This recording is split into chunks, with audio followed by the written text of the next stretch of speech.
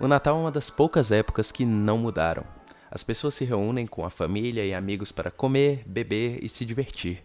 E é muito difícil ver como alguém veria problema nessa ocasião tão especial. Mas, para alguns, a data não era só uma coisa que ninguém deveria comemorar, como eles se sentiram no dever de lutar dia e noite para que essa comemoração deixasse de existir para sempre. Vem comigo nesse episódio natalino para saber exatamente como que o parlamento inglês entrou em guerra contra o Natal. Estamos no começo da Primeira Guerra Civil Inglesa. O rei perdeu e de repente um monte de puritanos se encontraram nas alavancas do governo, prontíssimos para impor suas reformas religiosas na Inglaterra inteira. Essas reformas tinham como objetivo desfazer as inovações religiosas do arcebispo William Laud e acabar com os vestígios dos malditos católicos no governo. E um dos vestígios dos malditos católicos, que irritava bastante esses puritanos há muito tempo, eram os feriados religiosos de Pentecostes, Páscoa e Natal. E agora, a oportunidade finalmente chegou para abolir esses malditos feriados. O Natal em 1600 não se distanciava muito de um Natal comemorado hoje em dia.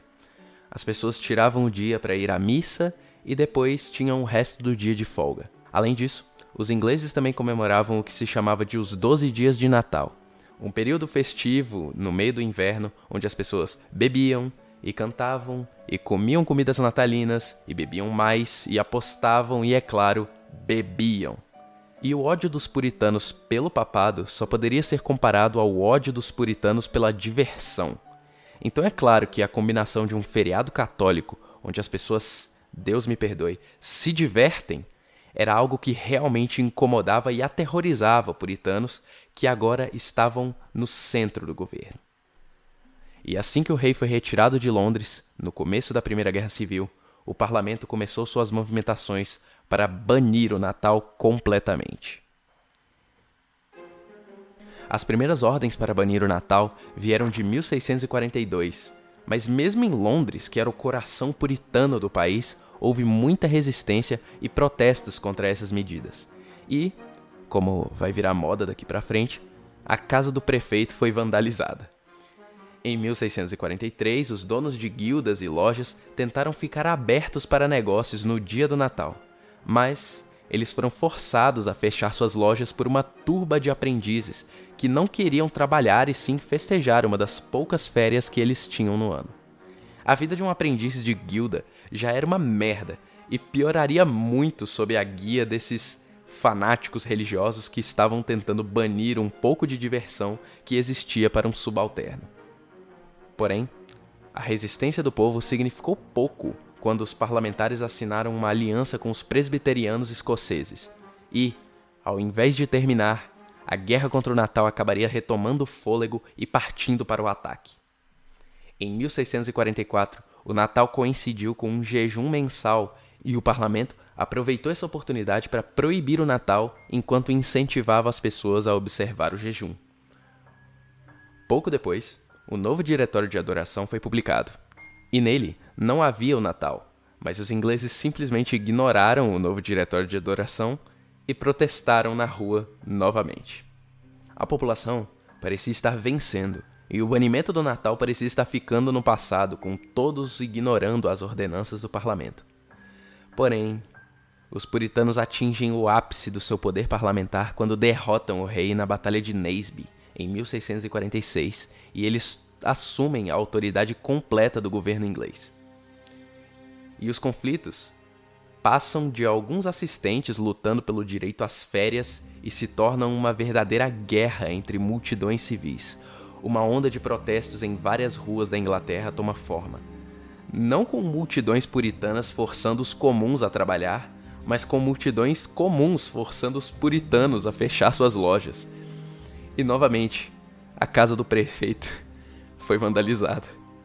O que prova que essa não foi a coisa mais popular que o parlamento tentou fazer. Mas, se você acha que o governo vai parar só porque não é o que a população quer, você está redondamente enganado. As tensões chegaram no seu máximo em 1647, A população já estava cansada do parlamento por tudo que aconteceu durante a guerra. Muitas pessoas viam Charles I como um tirano e um rei incompetente, mas tolerar um parlamento corrupto era pior do que tolerar algumas leis que ninguém se importa. E isso se traduziu nas guerras pelo Natal.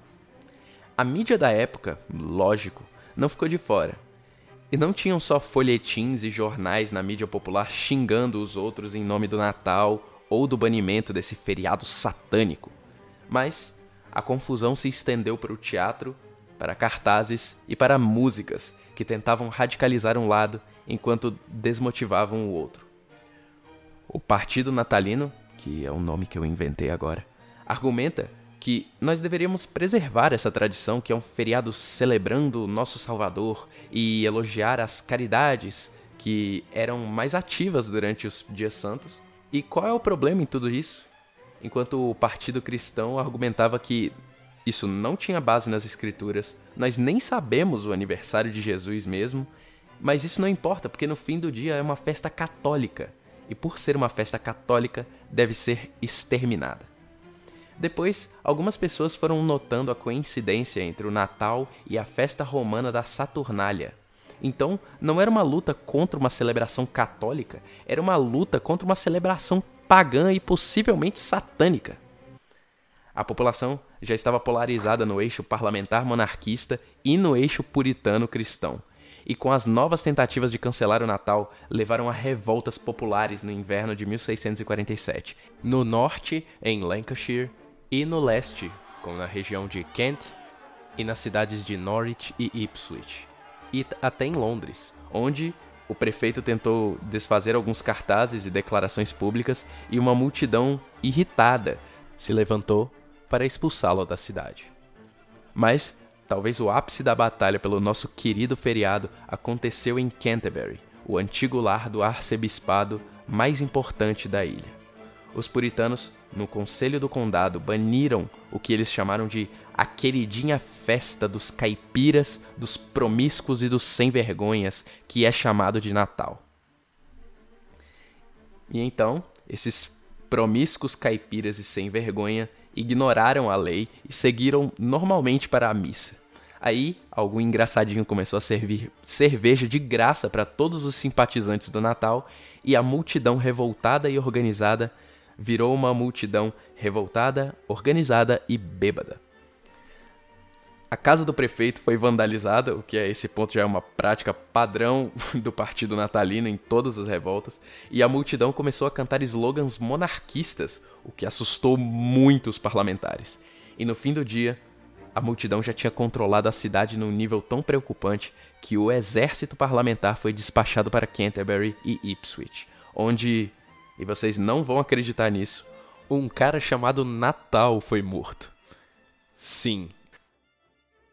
Ironicamente, um dos efeitos dessas leis foi que o Natal passou a ser comemorado exatamente da maneira que os puritanos estavam tentando evitar. Era muito fácil para o exército puritano fechar as igrejas e impedir os seus sermões, mas era quase impossível forçar os donos das lojas a abrirem seus negócios se eles não quisessem. Então, as lojas estavam fechadas e as igrejas estavam fechadas, e o que a gente faz nesse feriado então?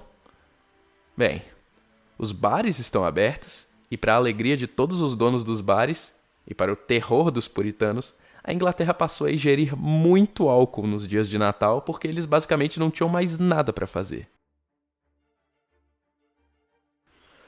As revoltas natalinas entraram no cessar-fogo quando a Segunda Guerra Civil Inglesa começou, e aquela virou a guerra legal que todas as crianças legais estão participando, mãe. E o conflito entrou em um decisivo não sei. Mas a questão do Natal foi simplesmente resolvida com a boa e velha desobediência civil. Como nós sabemos disso?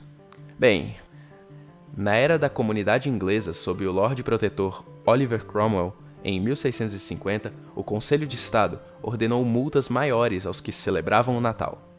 Em 52, o Parlamento de Rump ordenou as lojas a ficarem abertas no Natal e que o exército proteja os negócios.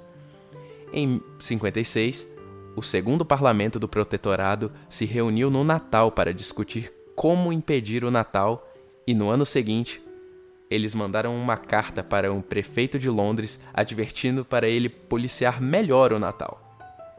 Tudo isso confessa pra gente duas coisas. Que existia um grupo de parlamentares tentando ativamente banir o Natal.